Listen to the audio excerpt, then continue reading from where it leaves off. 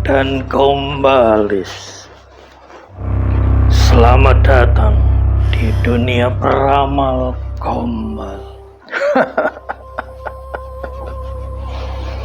Gombaler dan Gombalis, selamat datang di dunia peramal Gombal. Bulan Juni menghampiri dengan suasana yang terasa ngeri, makin tintrim tanpa aura tentram. Dolar sudah 18.000, mungkinkah sampai 20.000?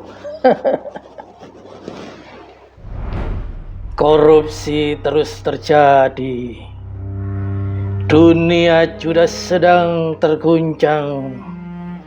Jadi hati-hati, karena banyak yang akan terus terjadi.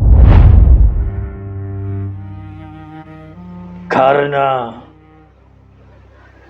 bulan Suro tinggal seminggu dan semua menjadi ambigu. Suro di tahun B yang harus selalu diwaspadai, karena inilah tahun yang tersulit, tahun penuh bencana, penuh tragedi, penuh pergolakan politik.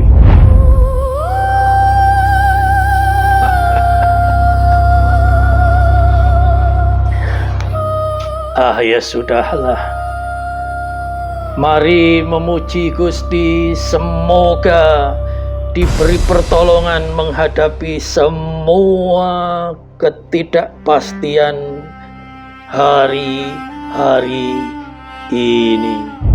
Yuk, kita nostalgia saja.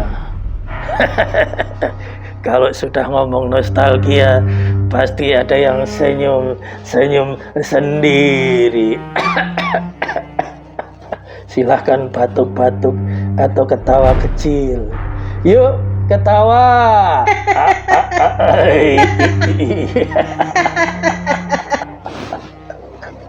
Kita bernostalgia dengan cerita-cerita leluhur.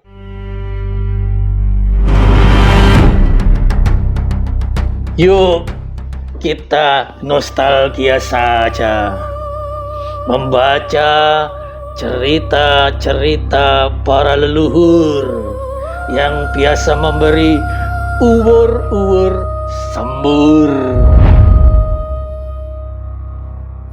Siapa tahu dapat sisik melik yang baik. Bulan Juni adalah bulan kelabu bagi Keraton Mataram Islam di era Amangkurat I. Kita mundur kembali ke belakang ketika Istana Pleret yang menjadi simbol kemegahan Mataram berangsur surut.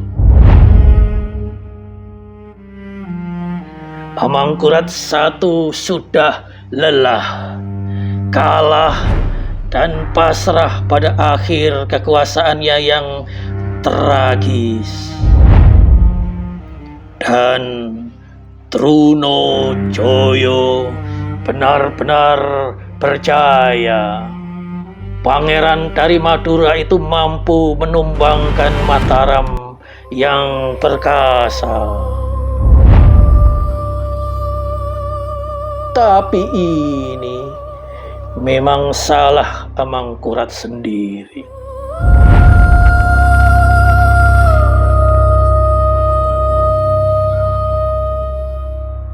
Buku-buku sejarah mencatat penerus Sultan Agung itu justru memerintah tanpa keagungan.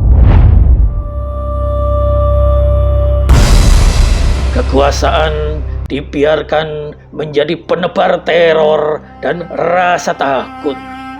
Musuh politik diselidik untuk kemudian digenjik.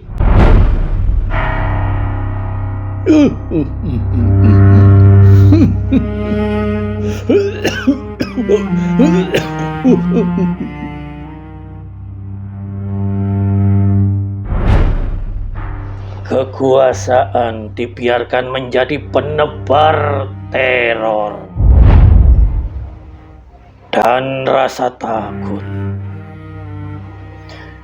Kekuasaan dibiarkan menjadi penebar teror dan rasa takut. Musuh politik disidik, kemudian digenjik. Para ulama hingga mertua sendiri dihabisi.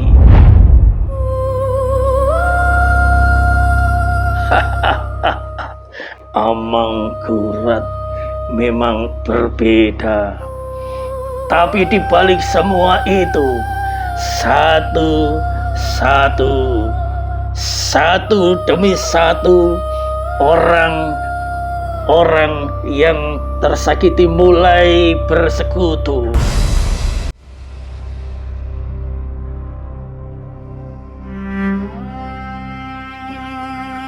Satu demi satu orang mulai bersekutu.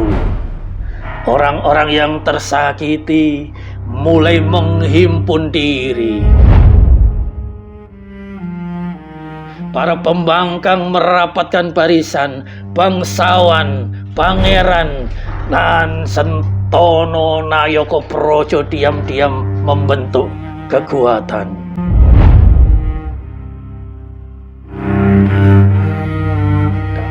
Dan muncullah putra mahkota.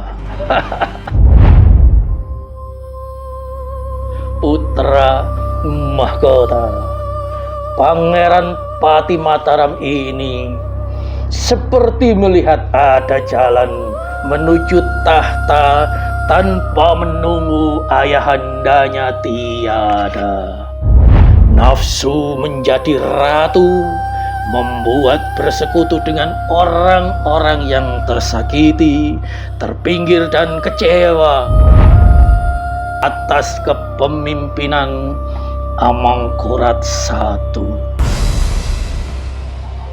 Maka bertemulah kepentingan putra mahkota dengan luka di hati Trunojoyo.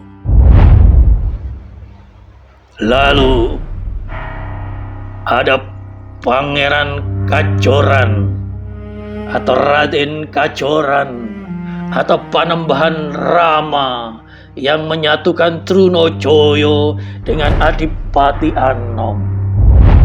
Trunojoyo adalah menantu Raden Kacoran yang di hatinya tersimpan bara perlawanan pada Amangkurat.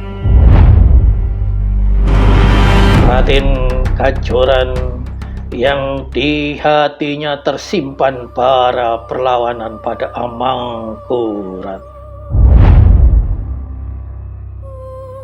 Strategi dirancang agar Adipati Anom tetap bersih sehingga namanya tidak terlampau dibicarakan dalam pemberontakan agar kelak dia bisa naik tahta tanpa celah.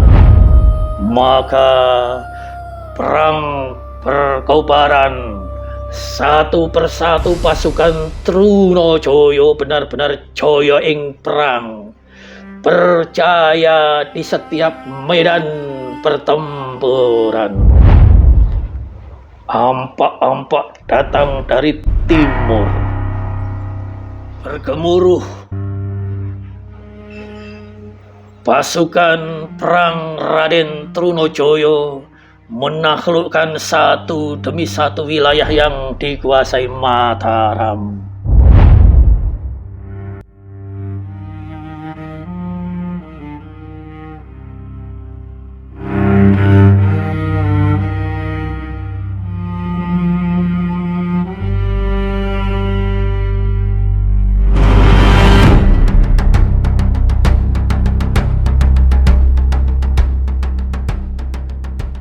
Kemudian Trunajaya juga unggul di Gegedok.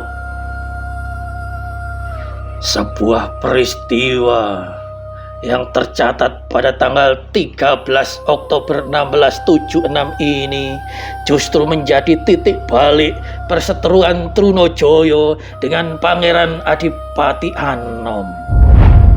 Sebab sang pangeran berharap Trunajaya hanya akan pura-pura berperang, kemudian bersama-sama menyerbu istana Pleret. Tapi nyatanya Trunajaya malah melakukan perang yang sesungguhnya, hingga pasukan putra mahkota dan para pangeran dari Mataram digempur dan dikalahkan. Putra mahkota, ya Adipati Anom, merasa tersakiti hatinya, bukan hanya karena kalah perang, tapi merasa dikhianati Trunajaya yang sudah berikrar menjadi sekutunya. Menjauh dari Gegedok, Adipati Anom berlari membawa hati yang tersakiti. Ia kembali ke istana Mataram untuk mempersiapkan diri menyambut kemelut yang disiapkan Trunajaya. Tapi sejarah tidak bisa diubah. Di bulan Juni, tentara Trunajaya benar-benar pamer kemenangan. Suasana istana Pleret dibuat kalut. Pasukan Mataram kalang kabut hingga memaksa Amangkurat I oncat mencari selamat, melarikan diri, meninggalkan tahta yang selama ini melindunginya dari seluruh kejahatan. Kemudian pada 13 Juli 1677, Amangkurat I meninggal dalam pelariannya yang sangat jauh dari istana Pleret.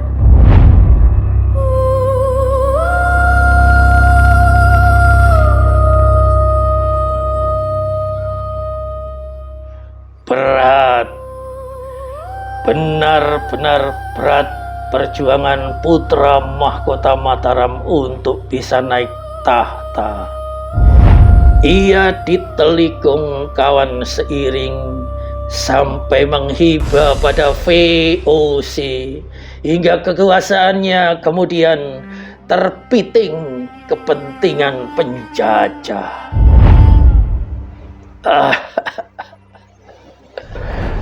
Bagi Adipati Anom mungkin gak penting. Yang penting bisa naik tahta. Ya toh?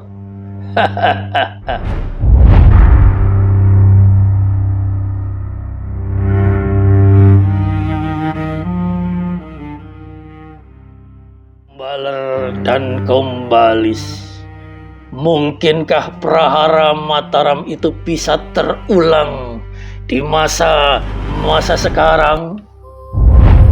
Lalu siapa yang menjadi Amangkurat I?